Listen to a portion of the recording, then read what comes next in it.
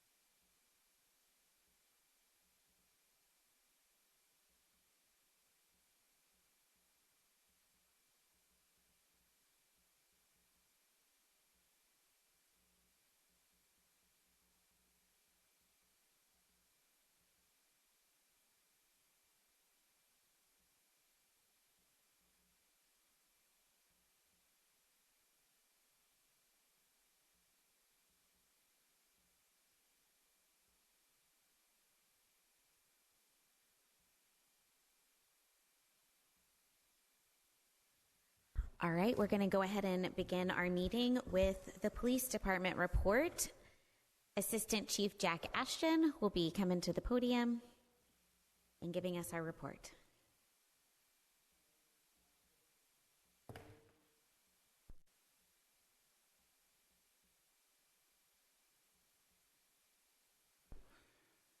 Sorry, Mayor, Council, thank y'all for coming.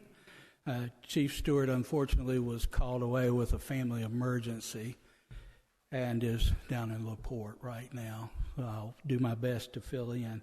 You have your packet. We will start with the spreadsheet where we go over our numbers for the reporting period, which is from last council meeting to this council meeting. The number of reportable accidents were 10. Number of arrests, 5.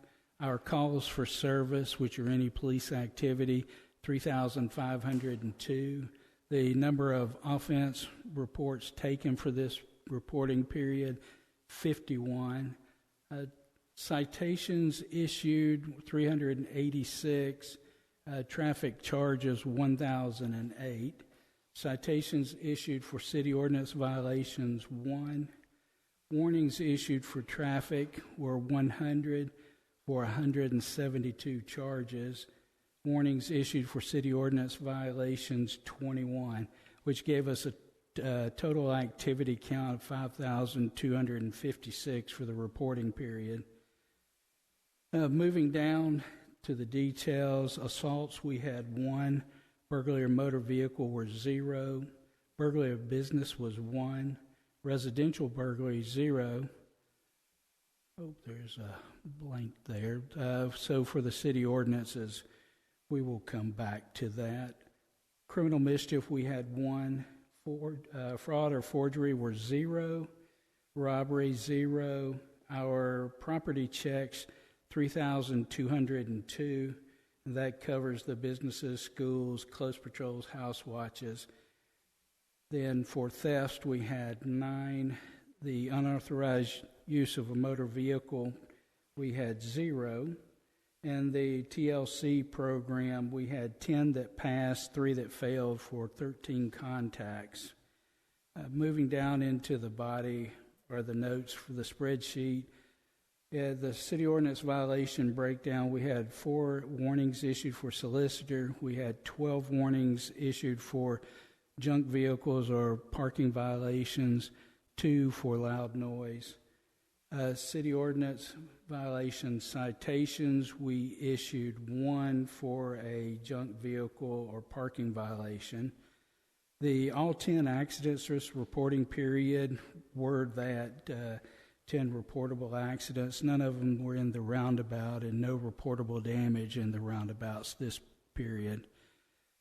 Then our traffic hotspots that we worked 11 different areas and issued 5 citations in those areas. And we'll go into the packet. And on the page 1, just to mention about Northern Tool, that I myself have been here a couple of years now and never knew that there was an exit door on the, what would be west side rear of the building that you can only see if you were able to get into what's fenced in now, the parking lot area. What the guys did is they cut in through the fence at Public Storage, went into it, and then to the back corner of the Public Storage, cut through the fence again and into that exit door in that hidden corner. I can't believe that I didn't know about it, but certainly our guys, because it's not something that's visible without actually getting out and going around to the back side of the building.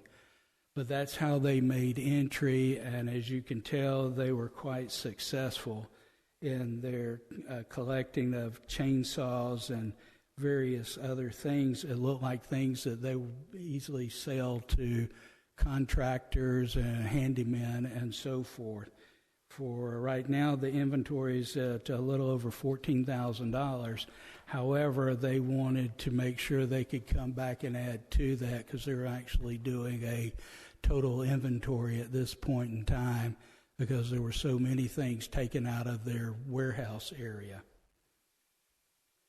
Moving on through the packet, that in our theft section, the majority of that are Murphy Express with the beer thefts. Then we have CVS and Walgreens where our thefts were detergent and toiletries. And as I move to page 4 under Northern Tool, of course, with Northern Tool, one of our problems is that people walk in, pick up things, and just walk out with them.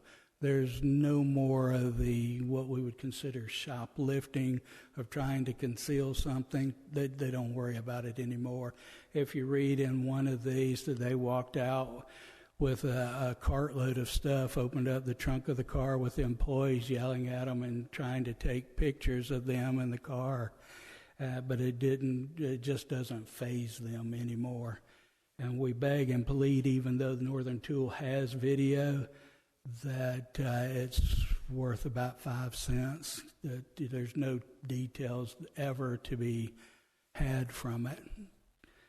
But for some reason, they don't want to upgrade. As we continue on to page 5, we have our flock activity. And you see that we had 138 unique and viable hits, that our stolen vehicle alerts were 14. The sex offenders, evidently we have somebody that frequents the area because each month we see that we're somewhere in the 35 to 45 range of the same vehicle that the alert is coming in on. The stolen plates, we had 18. No gang or suspected terrorist, no missing persons, no warrants. The protective orders, again, it's sort of the same thing. We had 51 hits, but 43 of those were from one vehicle. Other agency hot list, which is where a different agency can enter in information. We had 2 of those to come through our city. Violent persons, we had 0. Right below that, you see where the CID, our investigators, were able to get information from Flock in reference to one of the Northern Tool thefts. They have developed a lead and the potential suspect and are at this time trying to find them.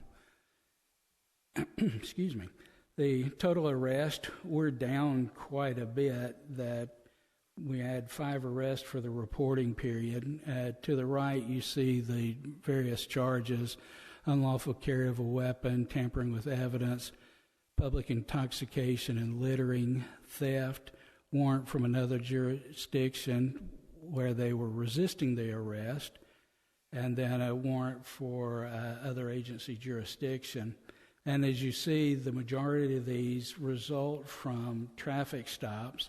A week or so ago, did a little presentation for the Senior 55 Club at the Rec Center, and we got off on various tangents that were far from the online scams topic, but we were talking about the traffic because the guys are very aggressive in working traffic, but the majority of the arrests come from traffic, not just for us, but across the nation.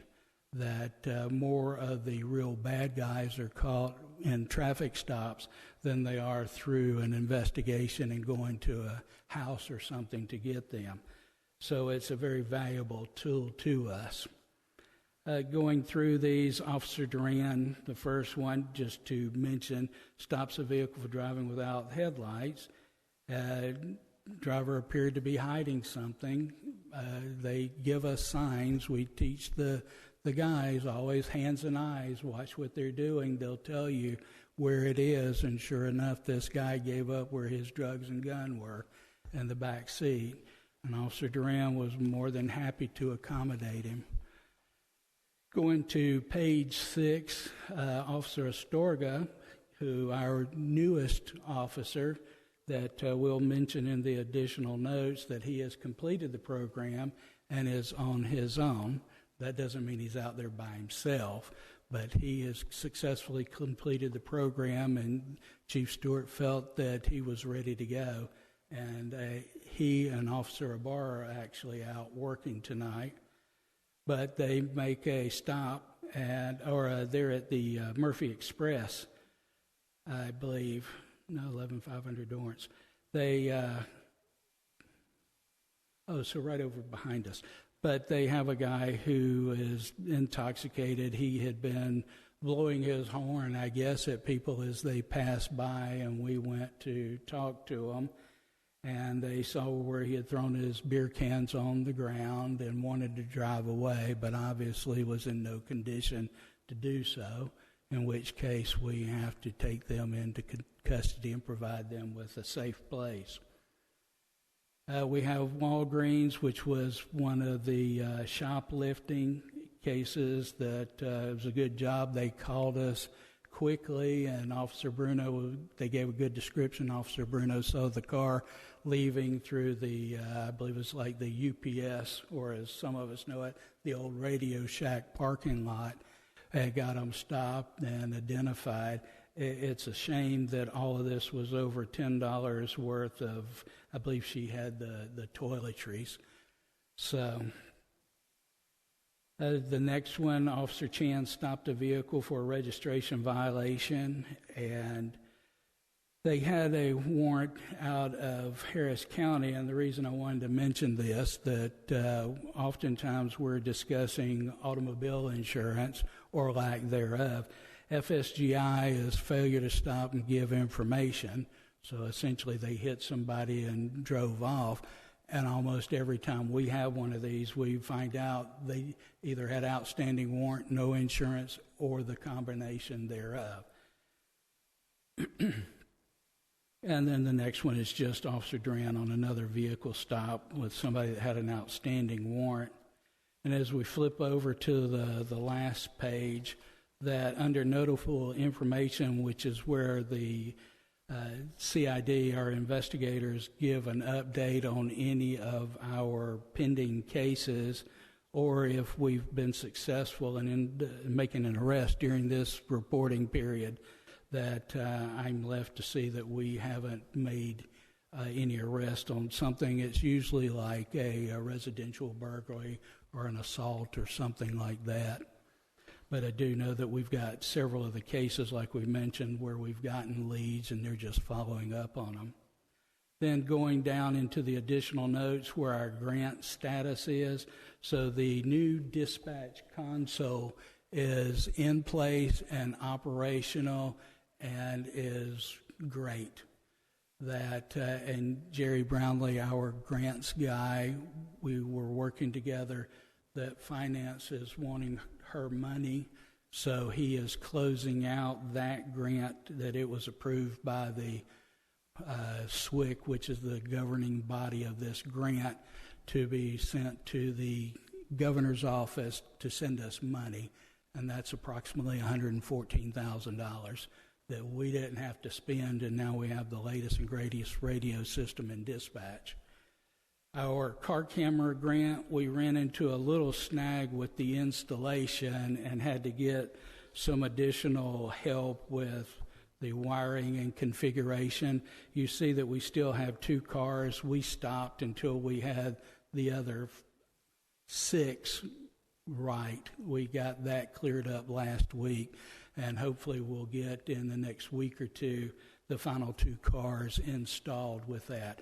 And I don't know if we've mentioned, but when we do a car camera system, we also include 2 body cameras, because if we have a 2-man unit, 2 body cameras for that, like in the training scenario, or we have the event like 4th of July where there may be officers paired up, but to know that we do a car camera and body cameras as one unit. The Tahoe we have ordered, and I was really hoping it would show up today for y'all to ooh and ah over, but it is, as they say, in make ready. I guess they hadn't gotten it cleaned or something. What color is it this time? It will be a surprise. Black. Okay. It's black. Yeah. Thank you. Yeah, it's black. We tried to find one of the gray color, the one we got last year, because I think everyone has agreed that that was just a great color. But there were none to be had, and funny as it is, black is usually one of the first colors to go. But they had Caldwell Country, who we've been buying from since the beginning, had black on the ground, and we didn't want to take a chance on waiting and it being 2, 3, 6 months before we got a car. And all of our equipment has been ordered as well, and we hope that in the next 2 to 3 weeks it will be in for EFS, Emergency Fleet Services, to start the build. And then once he has it and everything in place, it's about a 2-week process. But that's always subject to change.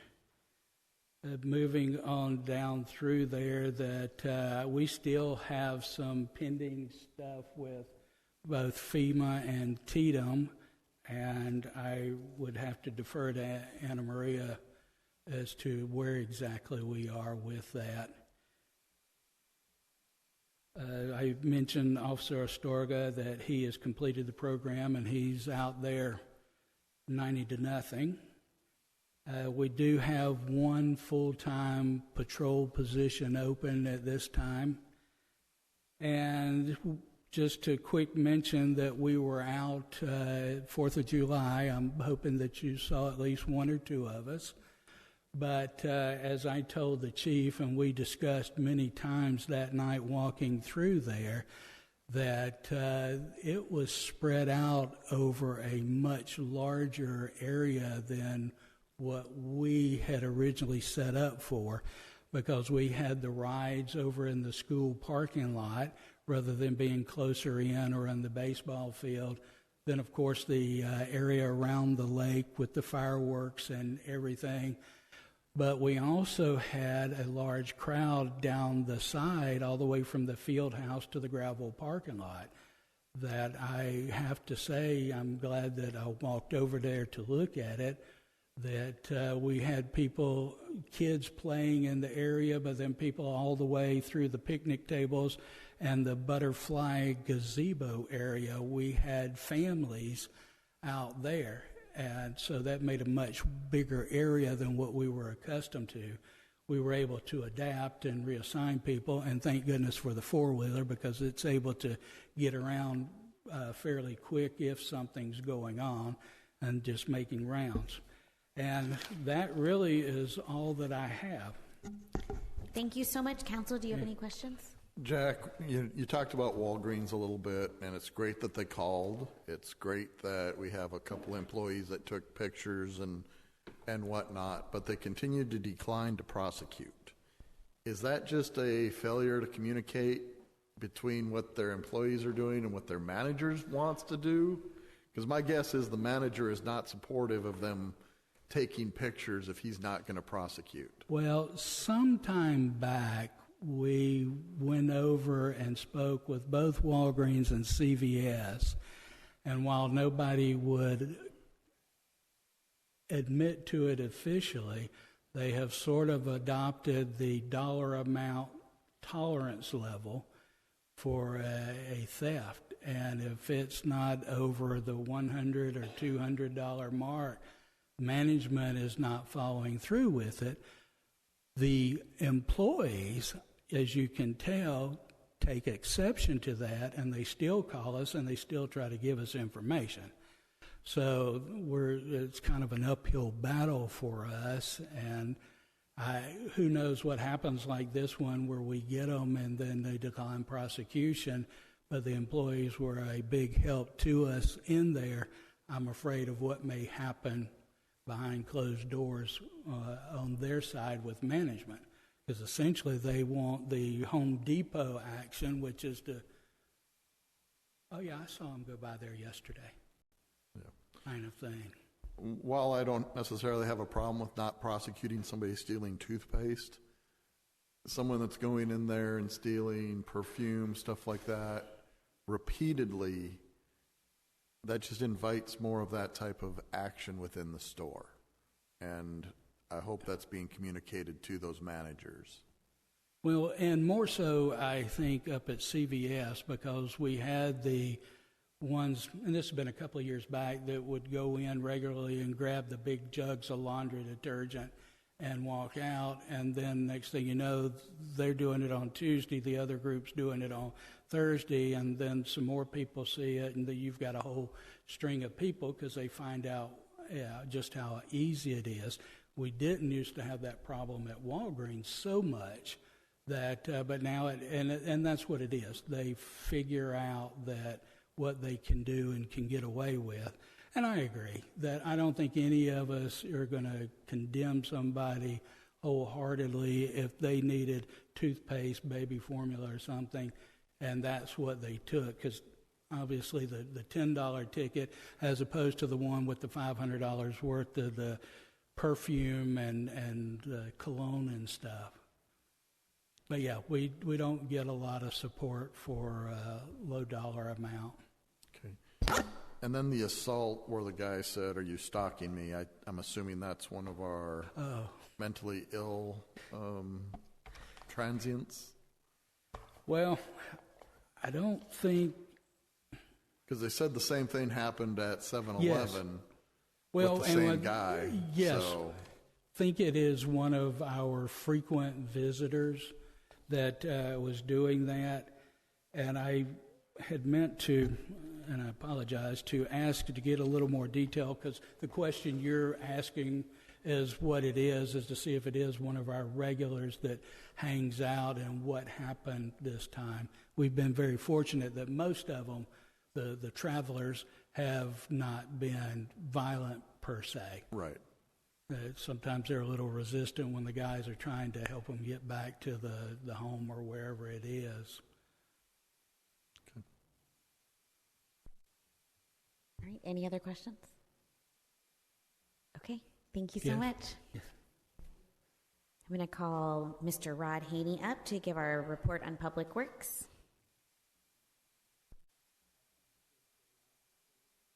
Good evening, Mayor and Council. This quarterly report will cover the time period of April, May, and June of 2025. Talk about our usual sidewalks and streets to begin with. I issued one small sidewalk project, and that will take care of all our funding for this year. There was no major street repairs done at all. Power scoop, April, May, and June, 36,000, 57, 53. Nothing too far out of whack. Items that are done by PSU and other outside vendors. The EMS building is still under ABC Pest Control. I'm going to keep that contract going for quite some time here until we have no more complaints. We authorized the repair on the gateway for $2,000. That was the one that was damaged a couple of months ago. And the cost of the new unit would have been $13,500, and so I've just authorized that repair. Number 3, the CCR was completed in June. It was due in July. We had one violation, but that was because USW had failed to pull a sample of chlorine and submit it to TCEQ for reporting. Lift station, working on change order number 1. It should be finished by Friday, and that should complete the lift station. The wastewater treatment plant is fundamentally finished with one minor deficiency. They missed controls for the wasting on the clarifier, and I'm having an independent electrician do that. The reason I did that was I asked Ovivo for a parts estimate, and they gave me $33,000. That was not labor. So labor would have been twice that. That would have been close to $100,000. I got it done locally for about $10,000 through PSU. Number 5, scheduling of the ground storage tanks for the inspections. That's been done. There is a report that I had given to David. It's 129 pages. On the back of my report, there's a 2-page summary from Dunham Engineering. It shows basically that there's a number of deficiencies on the outside, and ground storage number 3 is where they're worried most about leaking, but we'd have to take out of service, and that'll be a future project for the water department. The majority of the inside of ground storage tanks number 1, 2, and 3 are all in fairly good shape, and so you shouldn't have to do any major repairs for 4 or 5 years. But I would suggest that we continue doing Dunham Engineering inspections, because they're only $6,000 and we get a terrific report. Based on that report, PSU had completed all the repairs on the exterior of the groundwater storage tanks. And so everything that was identified in that 129-page report on the exterior, I've had them do the surface coating as they recommended. We didn't do any work on the inside. We'll save that for the future. That cost us just under $40,000 to do all of that. I already covered number 7, sorry. Number 8, PSU replaced the fire hydrant for the 3rd time at the intersection of 69 and West Airport. I moved it this time 10, 15 feet further away from the corridor and put the bollards back up, and hopefully they won't damage it anymore. Number 9, we're still failing our biomonitoring. It's getting better, but it's not quite there yet. So we're under an order until February of 2027, but I hope to get it fixed. As soon as we can get these other controls repaired, I think we should be able to knock that out. The EMS building, number 10, we're working on estimates for repair in the building. They want new ceilings, new ceiling grid, walls painted, floors all changed out, carpet removed, everything painted. The restroom needs to be reworked completely, and they need a kitchen. Question? Let's talk to our county commissioner about that. Yeah, I haven't started it because Right, well, funding. it's both funding, and normally the county builds the EMS stations, and we've provided this building for their use. And if they're going to make those kinds of requests, I think it's at least worth the conversation with the commissioner. Okay, that's good news. That, or we can lease them the building for $1 and they can make the repairs. Okay. After talking at length with the EMS people, they really want a state-of-the-art new building, and that's not what that building is. It's 45 years old, so Well, I'm glad to hear that. If the county wants to build it, I think we can make the land available to them if they want to live in the firehouse for a year while they build that. I'll put that on hold. I've given you an example of the Texas Lawn report there. It should be on the back there also. That's what we pay $960 a week for, and it helps with the maintenance, and we really noticed a reduction in our overall costs. The Dunham Engineering Report, I've given you the first 2 pages, which basically summarizes the damages that were on 1, 2, and 3. And again, we have done all the surface work. Anything that was interior, we left alone. But for the future, number 3 is the first one that we need to make repairs on. They feel as if it's leaking on the bottom end, and we're not seeing it coming out of the ground. Be a future project. The last thing I have there is a letter that they send us for every single generator we service. And the bottom line is the above reference unit is fully operational at this time. So we did all the generator inspections and services in June. So we're all ready to go for our wonderful hurricane season. Any questions?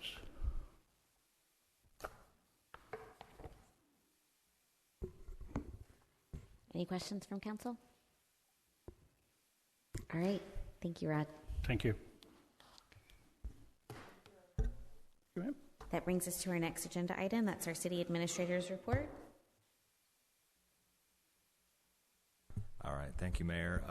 As Rod sits down, I do want to commend him and also PowerScoop. They gave some good customer service to a resident yesterday that was having some pretty bad sewer backups in their home, and they did an investigation and found that the sanitary line in the backyard was flowing in the wrong direction toward the house as opposed to toward the lift station. So several houses are affected. They're going to go out there on Monday, dig it up back there, and go ahead and reset those sanitary lines to flow it in the correct direction.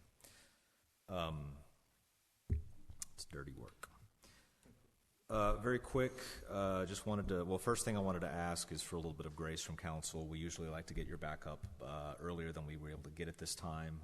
Staff has been pretty swamped with budget over the last several weeks, as you can imagine, and so we weren't able to get some of these reports to you until as late as today, but we are glad that everything's been wrapped up in time for tonight's meeting.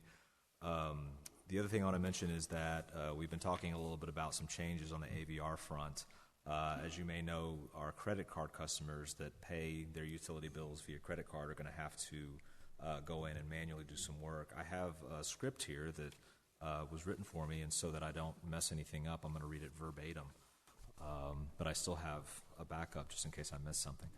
The City of Meadows Place started transitioning to i3 integrated payments today. Please note that the utility billing software and customer portal will be temporarily unavailable during the migration cutover process. Once completed, all residents with an online portal account will have to update their passwords and to be able to log back in. If you use a credit card for recurring payments, tomorrow, Wednesday, July 23rd, you will have to re-enter your information in your online portal to continue with recurring payments. Now, bank drafts and ACH payments will not be affected.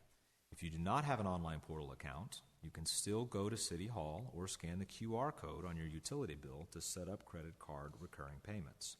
Starting Wednesday, the 23rd, that's tomorrow, the city will have a new phone number to call to pay by phone. That number is 1-855-234-0365. So I want to make mention that the credit card customers have already received a phone call, they've received an email, they've received texts about this change. We're also, this information is also going to be on the bills that are going out this week.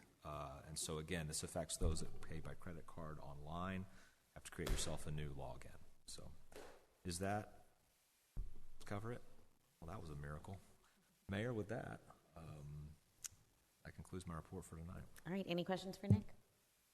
Or Anna Maria, really? Okay, that brings us to our next item on our agenda, which is public comments. Do I have anybody wanting to come to the podium? All right, we're moving on to mayor and council comments, and I'm gonna kick it to Rick. No progress on the bike mobility project. That's still stuck with me and trying to get a meeting with Centerpoint. And then when Guerrera is back on city council for Stafford, and he has actually asked me about the status of the project, so that might actually make it where maybe they will be involved. For the Dorrance Phase 2, contractor has completed the punch list items. Looks like it will be $151,000 under budget, which is great.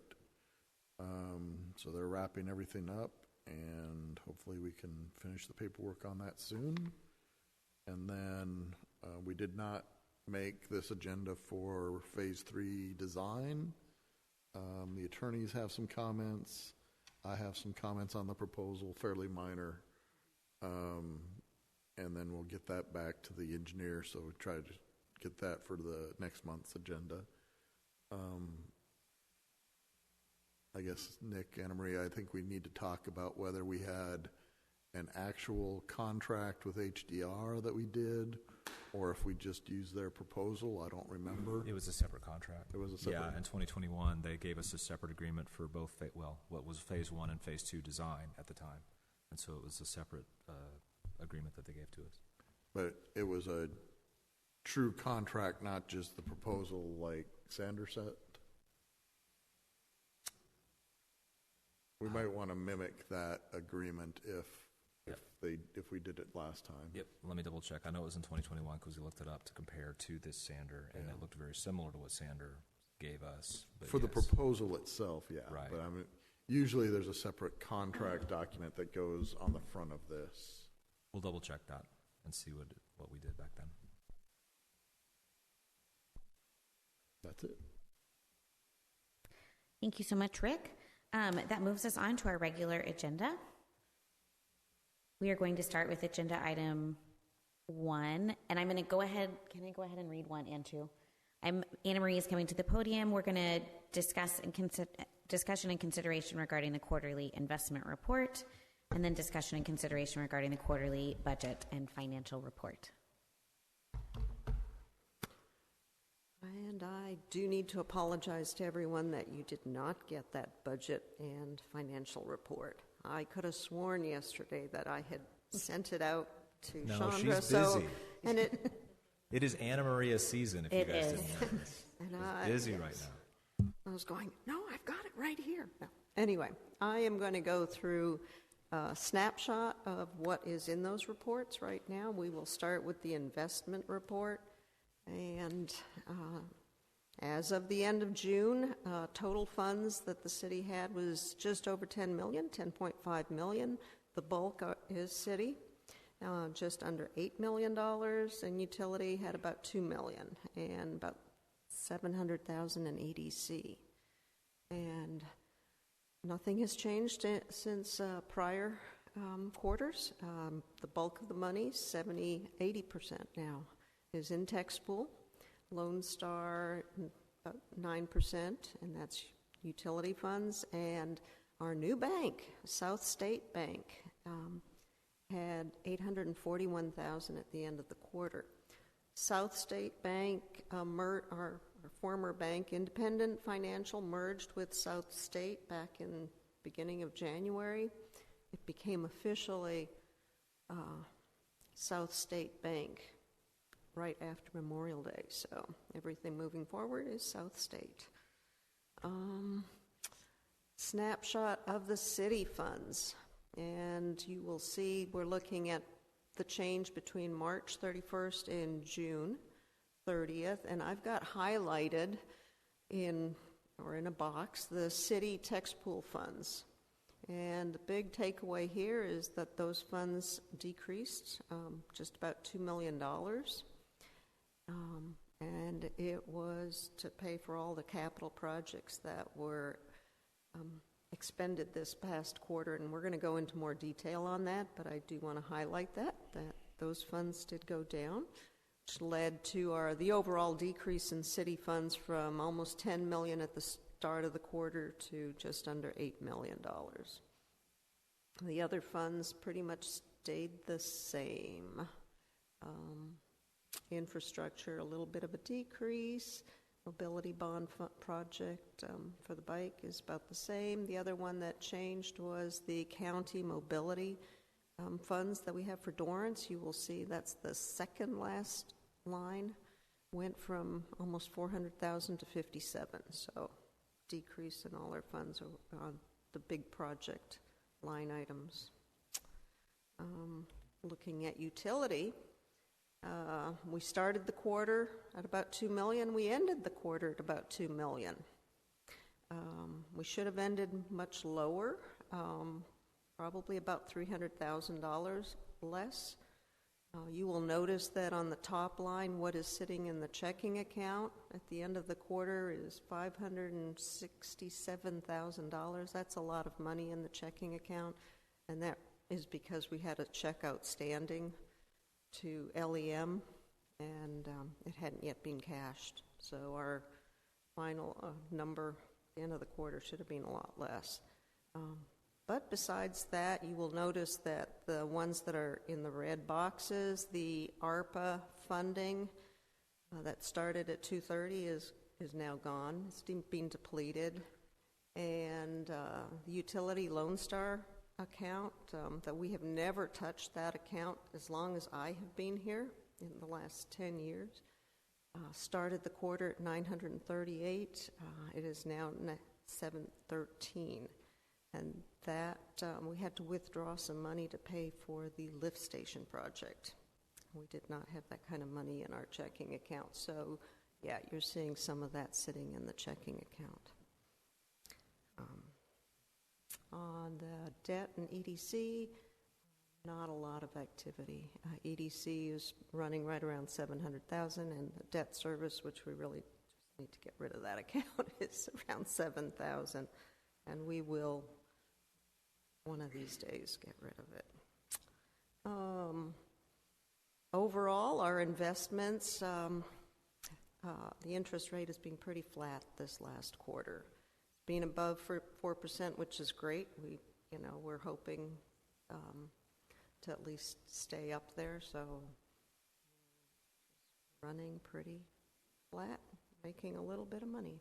Overall, the interest from all those funds was $119,000. That is down from the prior quarter. I think we were at about $130,000, and there again, we're seeing the decrease because we don't have as much money sitting in tax pool.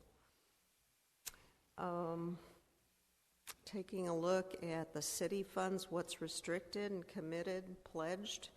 The bottom line in the quarter, we went from about $5 million to just under $4 million,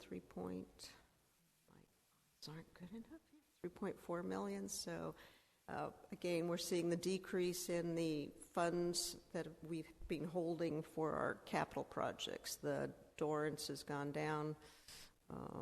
The clarifier project, as well as the lift station, those amounts have gone down. We started the quarter pretty healthy balances, and we're down to quite a bit less at the end of the quarter.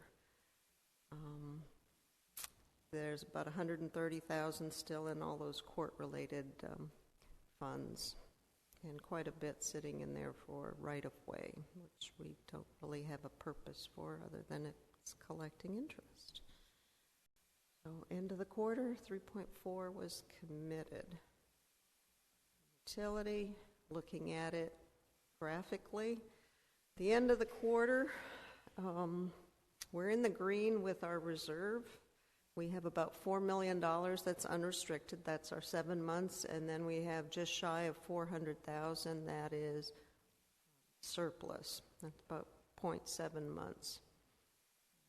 And the $3.4 million, that's still restricted for the court and some of the clarifier project infrastructure, future Dorrance road work. And this is just kind of going through the numbers, just for those who like to look at numbers. It's bottom line, 386. I can see that number a little better. 386 is our surplus.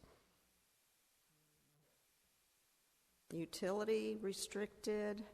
We no longer have any funds in ARPA, so that's gone away. We have no money pledged, restricted for the lift station project because we made a big payment this quarter. So the only thing really sitting out there are the funds that were set aside years ago for future infrastructure water line work on the roads. The infrastructure fee fund, the one that we're collecting $10 a month, is $276 now, and then utility deposits. So just shy of $1 million is restricted, so $820,000. And if we look at that graphically, theoretically, we are in the red. We are not meeting our 10 months of reserve. Right now, at the end of the quarter, it says that we are only 3.2 months short, which I was going, wow, that's really good, because last time we were just under 6 months, or about 6 months. Got to remember that we had $300,000 sitting in the checking account that will not be there, that was awaiting a payment. So actually our being short, really we're a little higher than that. But Anna Maria, have you accounted for the $166,000 we still can get back from the county? it's not part of the calculation yet, but yes. And it will be reimbursing the city. But yeah, that's out there. And We also have a budget amendment tonight that's going to be a little, that we haven't accounted for, that we'll talk about. And then numerically Correct. can look at the Yeah. numbers. You got it. Okay, any questions kind of on the investment side of things, other than that one? And I'm going to scroll through the quarterly financial, just look at the how all the funds looked at, like with respect to deposits and withdrawals and interest. So again, looking at city funds, overall for the quarter, all the city funds earned $93,000, almost $94,000 in interest. I've got circled withdrawals, and that's the catchphrase for this last quarter, is a lot of money going out. Under the Tex Pool City account, there we see that $2 million going out to fund some of the capital projects. We also see the Tex Pool account that was the Dorrance Mobility, $340,000 going out for the Dorrance, kind of the final payments. And there's also some money on the infrastructure, and that $60,000 is actually HDR engineering construction management fees. On the utility side, again, it's withdrawals. The first line is the checking account. The quarterly deposits was $1.4 million and just over $1 million in withdrawals. That's a lot for utility. Normally, we're about $150,000 to $200,000 a month on the income and withdrawals. So those are big numbers. A lot of that deposit money came from the city, and the city pledged a certain amount of money for the clarifier project, and we're seeing that influx going into utility this quarter because we were making our final payments on that project. We had already withdrawn and expended all of the ARPA funds, so now we were going to the city for funding. And the withdrawal from Lone Star of $235,000, that is for the lift station, the amount that utility pledged towards that project. Anything above that was going to come from either the county, which we will be asking for reimbursement, or from the city. And on the EDC had a rather large withdrawal for the quarter of $183,000. A good part of that was for the ADC agreement, I guess, on the West Airport project. Yeah, the $45,000. Mm-hmm. As well as some of their normal. Okay, and story of the quarter, the withdrawals for payroll for the LEM, the clarifier project, the tandem payments on Dorrance, the AR turnkey for the lift station and just our normal bills. Any question on the ins and outs of the quarter? And I will make sure everybody gets the formal report that goes along with this presentation. This is just a snapshot. From the budget report, this quarter represents the third quarter for the fiscal year. The slide that's up there is the city revenue. Red line is at 75%. As you can see, all of our revenue sources are above 75%. The two that are over 100%, the light green, that represents our property tax and delinquent tax receipts, so we're over budget, which is great. And then the last blue line, far right, is the transfers, and that is more of a budget that we budgeted X amount of money for fund transfers, and we're over budget there, and that's because we haven't really put into the budget the amount that the city was going to transfer out to utility. Interest is just over 100%. So a lot of our line items are very close to budget right now, or exceeded budget. Anna Maria, before you go to the next slide, it's always good to see your ad valorem coming in at 100% or more. I got a slide for that. I understand. Oh, you do? I do. You know what I'm talking about? I do. But I would like to talk a little bit more about property tax, and I want to come back to that, if you don't mind, Nick. Okay. Okay. On the expenditure side for city, again, that red line represents our 75% mark. And as you can see, most of the departments, their benefits or operations are below budget. The one that is above budget happens to be Public Works, is above budget, and that is due to several items that are fully paid out, I guess, on their accounts. The fire protection, road work, and quite a few expenses over at the fire station, about $35,000. I think that is over budget for the new transfer switch for their generator. So Public Works I am expecting we'll have a few budget amendments coming your way. On the utility revenue, again, things are looking pretty good, at budget or above budget for this time of the year. Interest is already over 100%. The purple, the water, is at over 100 or near 100%, and that is due to the water fees that we've received, but also the tap connection fee that we've received for 11720 West Airport. On the expenditure side on utility, we've got a couple that are over budget right now that I want to point out. On the water, which is the blue hatched line, we're at 102. That is the water, and Rod kind of talked a little bit about that, but part of the big reasons that we see that being over budget is there were some booster pumps that were replaced or repaired at water well 1 and 3. We had a very large expenditure for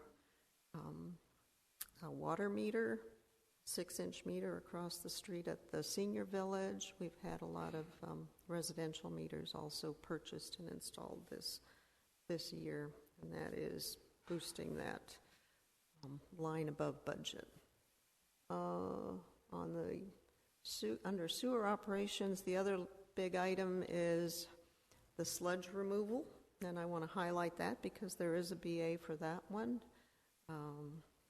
Sludge removal prior to today, we had about 180, or Rod had about $180,000 in expenses directly related to the clarifier project to remove the biosolids. That was definitely unexpected. It is part of the capital project, and Rod had the work done basically in-house by hiring out MagnaFlow and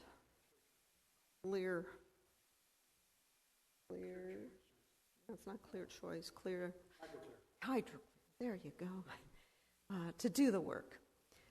So there will be a budget amendment for that. I just received an invoice today from Rod for another $30,000 to MagnaFlow for additional biosolids removal, which we'll be looking to possibly increase that BA with a motion to $210,000. Moving, a couple of takeaways on the second quarter. Revenue overall is looking very good. Expenditures, I think, are as we would expect right now. We do need to continue to watch the water and sewer expenditures. This capital projects we're wrapping up this quarter. Phase 2 of Dorrance, at the end of the quarter, 92% of the contract had been installed to a cost of $1.8 million. The balance per the contract, including retainage, is $249, almost $250. As Rick pointed out, of that $250, actually, we may be $150 less than that because the contract will be less than that. So maybe the outstanding is truly going to be $100,000, the retainage part. On the clarifier project, the end of the quarter, 90% of the contract had been installed to about $3.5 million. The balance on the contract, including the retainage, is about $560,000. HDR has informed us that they believe the contract will have about $380,000 of unused funds. So we will be saving some money on that contract. And I would say that looking at what the savings was related to, it was directly related to us doing the biosolids removal and them not doing the sludge removal at their price. So with that, I would like to propose that since we're going to incur a $380,000 savings, that the city reimburse basically utility for their expenditure on the biosolids.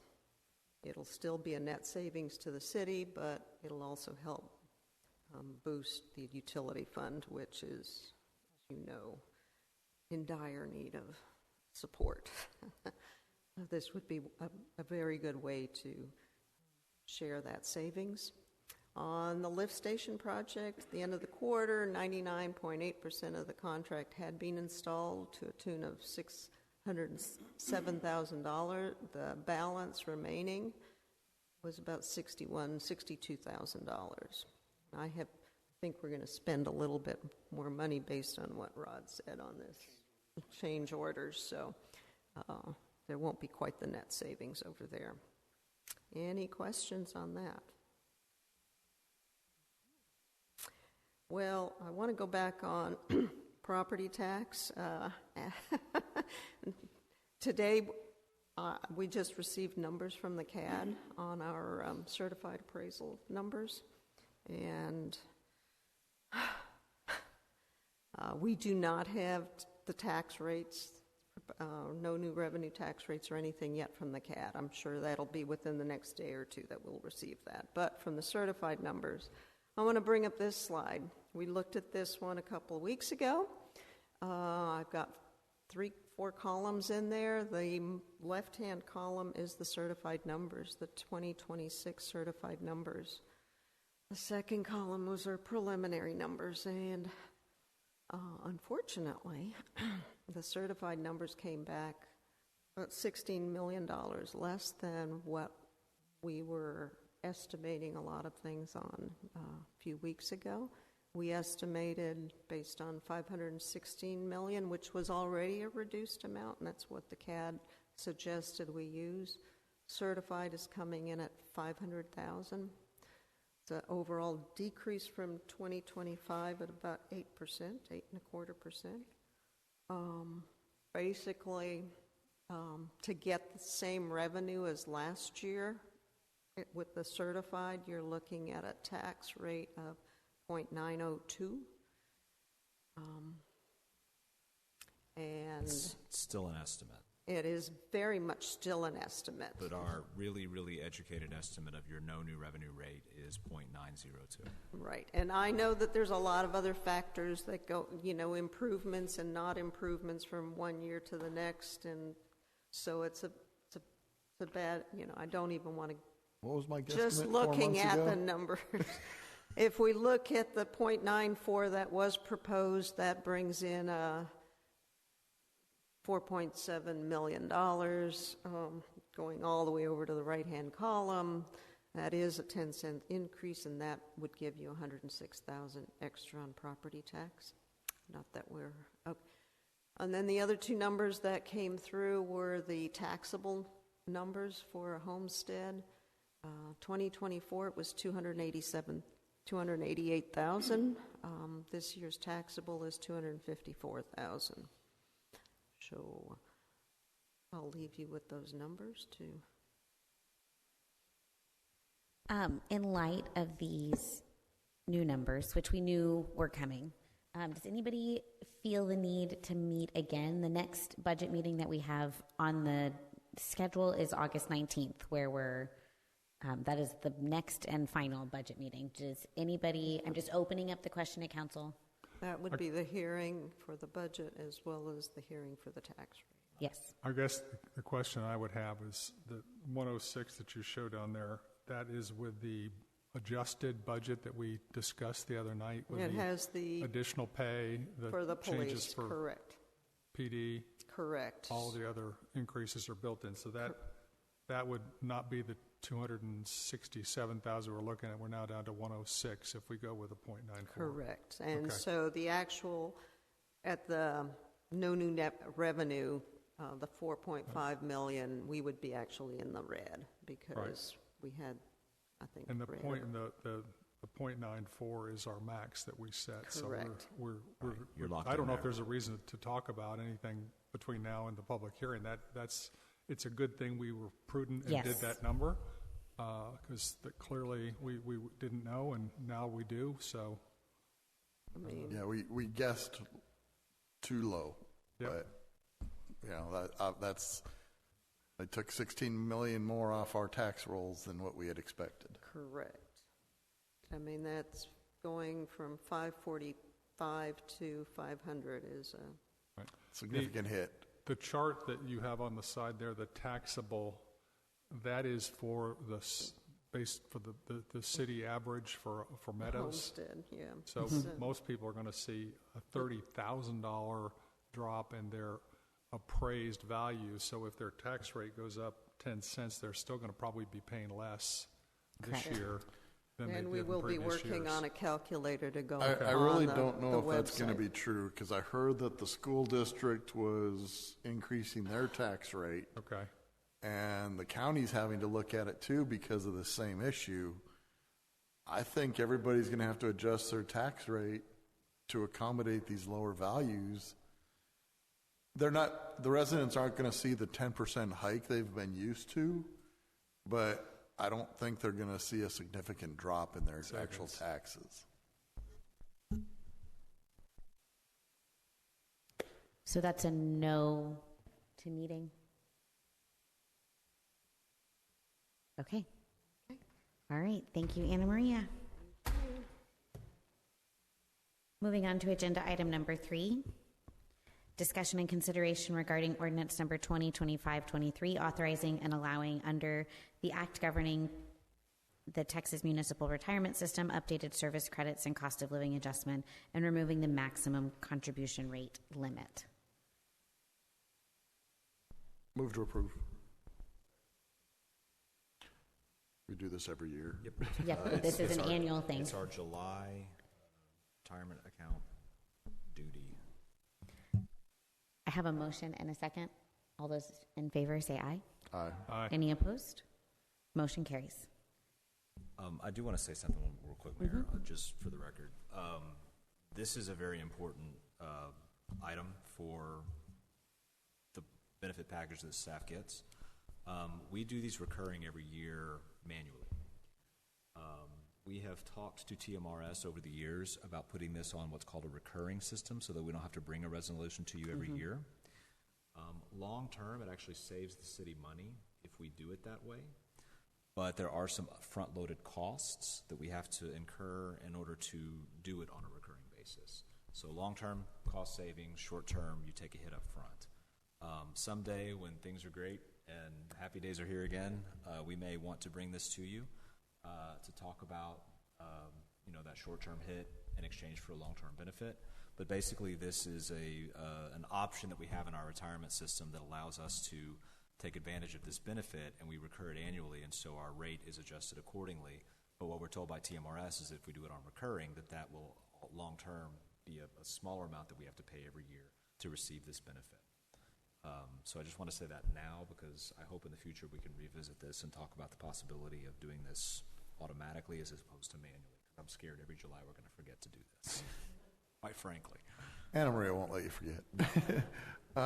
Every time we've looked at it, the front-loaded cost has been what I would call prohibitive.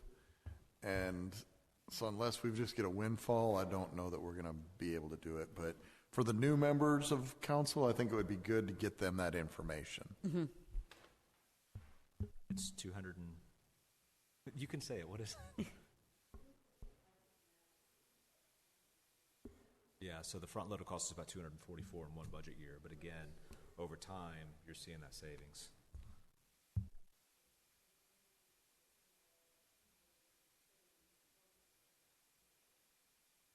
A lot of cities, you can go to TMRS's website and see which cities do recurring and which cities do manual. The vast majority of cities do recurring, but they, a long time ago, took that hit, and they're receiving the benefit today. We just haven't. I think I would want to see a cost recovery. So is that a 7-year payback? Is it a 5-year payback? 5 to 7 years I think is reasonable. If it takes you 15 years, that's not a reasonable cost. Yep. So Understand. Okay, thank you. All right, moving on to agenda item number 4, discussion and consideration regarding ordinance number 2025-24, accepting the proposed capital improvement plan for fiscal year 2025-2026. Each year at this time, we adopt the CIP. It's divided into short-term 5-year and long-term 15-year projects. Rod, will you come up and present? Good evening again. The CIP I presented to you, the first 3 or 4 pages are the background on how to, what to, and why we do a CIP. Good information. If a resident has some questions, that information is good to answer those questions. A new addition this year is pages 5 through 9, which gives you a detail of each item number. So instead of just having a title there, we've got a little bit of a description. I'm going fairly quickly here. There are no new projects on year 1 for utility short term. That's basically because I don't have any money to spend.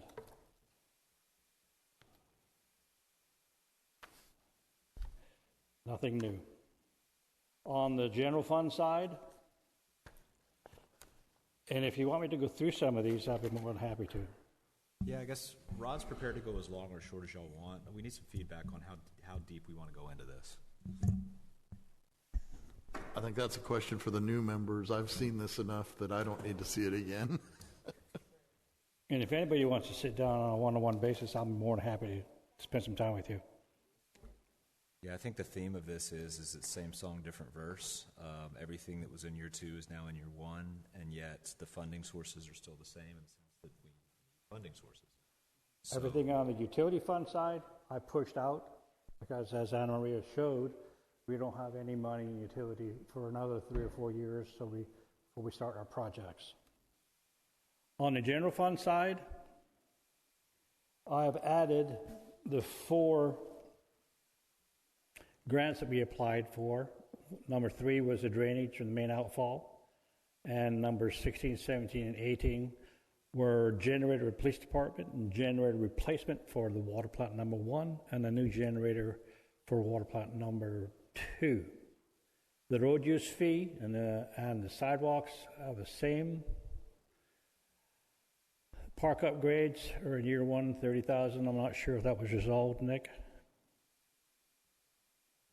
Yeah, it's on here right now. It's on there for now. Yeah. Okay.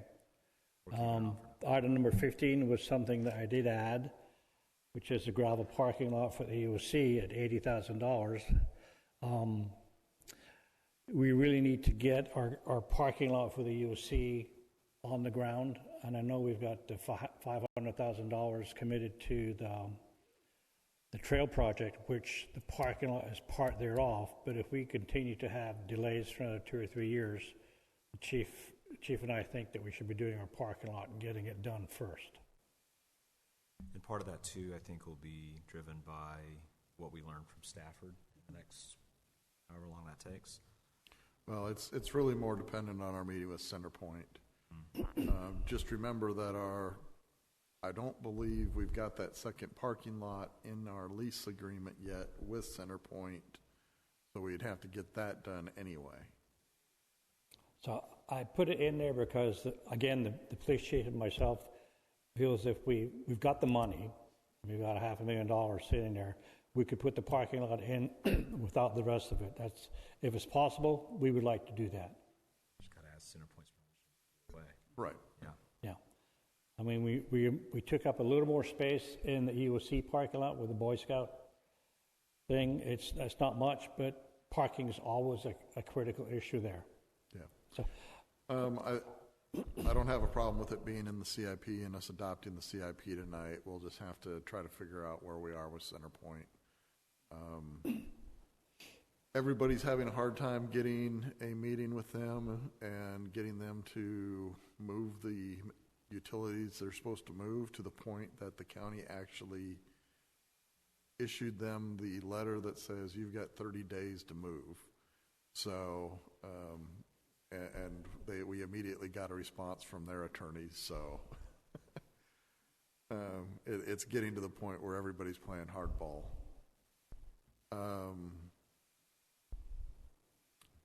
The Boy Scout trailer, did they get that out yet? no, they've emptied a lot of the stuff, but the basic trailer is still sitting there.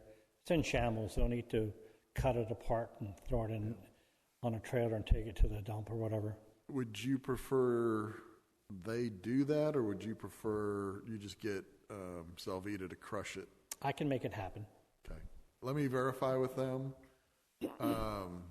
Because like you said, it's not drivable, it's not salvageable. It's going to take some work to pull it apart. Yeah, and it's just a matter of, we did that to get them out of the treatment plant, and so having them back in there to tear it out or tear it down, and once again, we've got non-authorized people in there, so. I'm going to miss my Saturday morning phone calls.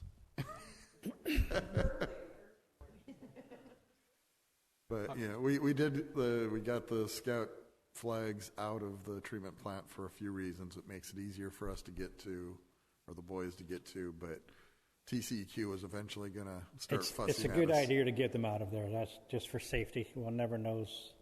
Yeah. So question on year 1, I look at the grants in there, and obviously the street repair and sidewalk are funded. Is the $30,000 funded in the current city budget, park upgrades? Is that in our budget? That's always been, that one's been, so the short answer is yes, but the question is which budget. So there's been a discussion lately about EDC versus city funding on that amount. I think the short answer is yes, but it's a longer discussion about where it lives, I think is the... Okay. Is that a fair statement, Anna Maria? Yeah. So on this particular page that I'm looking at, which is the short-term 1 to 5 year, is the unfunded going to be funded if we receive it for the grants? Is that the way we're setting it up? it will be funded. Right, you mean for the new ones? Yeah.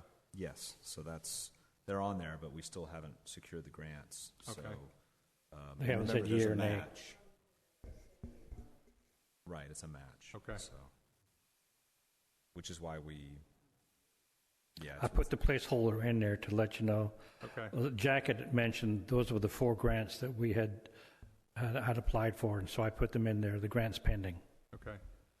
So the only part that wouldn't be funded right now would be the gravel parking? The gravel parking lot, and then on the EDC budget, the $20,000 for the Wayfair signage. That's the wafer, okay. And that would be an EDC expenditure, an EDC project. And Right. so EDC in their budgeting would dedicate it, and then we'd go through the process of identifying it as a project, and it would be something for EDC to chew on for FY26, Okay, should thank they you. choose to do that. I'm just trying to get an idea of what we need to start funding, because most of this after year 1 is unfunded. Again, on the utility side, if we are finished with the general fund there, on the utility side, I took everything out of year 1. Right. Items 14, 15, and 16 are the pressure vessels. They're on a 5-year cycle. I've got them on year 4, and since we're done on 2023. The ground storage tanks, I put them out to year 7, I believe. Yes, 7, 8, and 9, or 6, 7, and 8.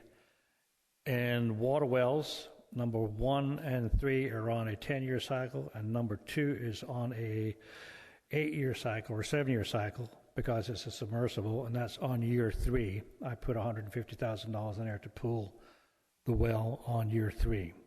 That'll get us out. We may have another 40 or 50 for the motor, for a new motor, and we'll get a chance to wash it down and go from there. Everything else was pushed out since there's no money in the utility fund at this point in time. Questions? I have a motion from Rick. Second from Tia. Any discussion? I have a motion and a second. All those in favor say aye. Any opposed? Motion carries. Thank you. It's much better than the first time I presented this.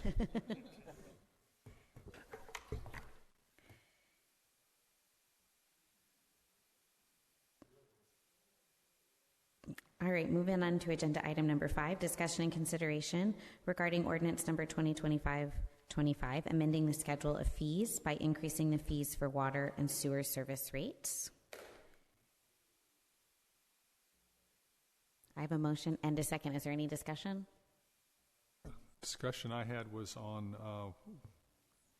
the commercial base rate.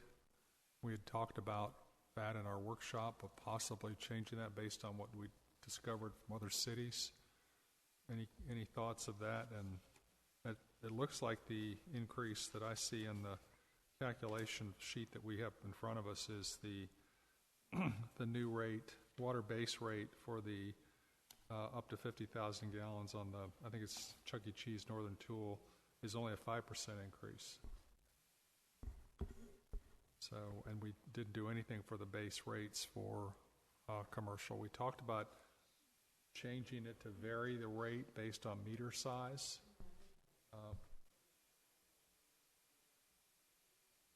Okay. Is that something we can adopt out of this cycle? So we could do that at any point? Okay. You could. It just,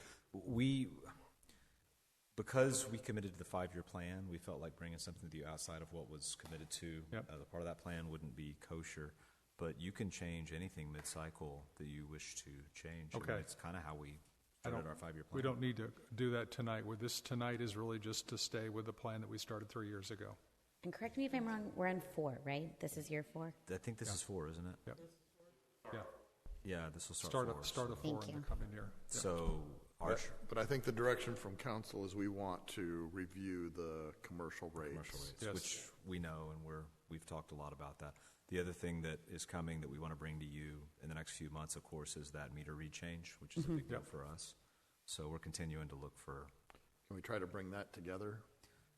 We can try. I got to give Anna Marie a little breather. Next week and then start. Poor Anna Maria. Let's say before the end of the year, we want to have something to look at.